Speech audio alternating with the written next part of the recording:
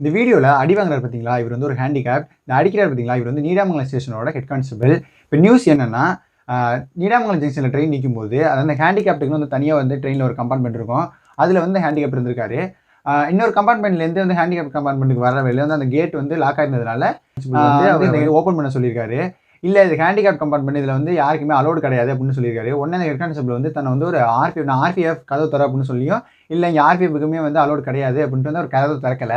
இதனால என்ன பண்றாரு அப்படின்னா, திருவாரூர் ஜங்ஷன் வந்து ட்ரெயின் வந்தோனே, அந்த டோர திறந்துட்டு போயிட்டு, அந்த போலீஸ் என்ன பண்றாருன்னா, அந்த ஹேண்டிகேப்ட்ட வந்து கடுமையா தாக்குறாரு. ஆ இது இவளுக்கு வந்து ரொம்பவுமே வந்து ஒரு வன்மையான செயல் தான். ஏன் அப்படின்னா வந்து தன்னை வந்து ஒரு ஆர்பிஎஃப்ன்னு பொய் சொல்லியும், ஆர்பிஎஃப்க்கே அலோவ்டு இல்லாத வந்து ஹேண்டிகேப் கம்பார்ட்மெண்ட்ல ஏறுனதும் இல்லாம, அந்த ஹேண்டிகேப்ட் வந்து எதுக்குன்னு கேட்டதுக்கு வந்து அவர் ரொம்பவே வந்து காயப்படுத்தியிருக்காரு. ரொம்ப திமிரா நடந்துக்கிட்டது வந்து அவரோட வேலைய வச்சு தான். ஏன்னா நான் கூட ஒரு போலீஸ் அப்படிங்கிறது தான்.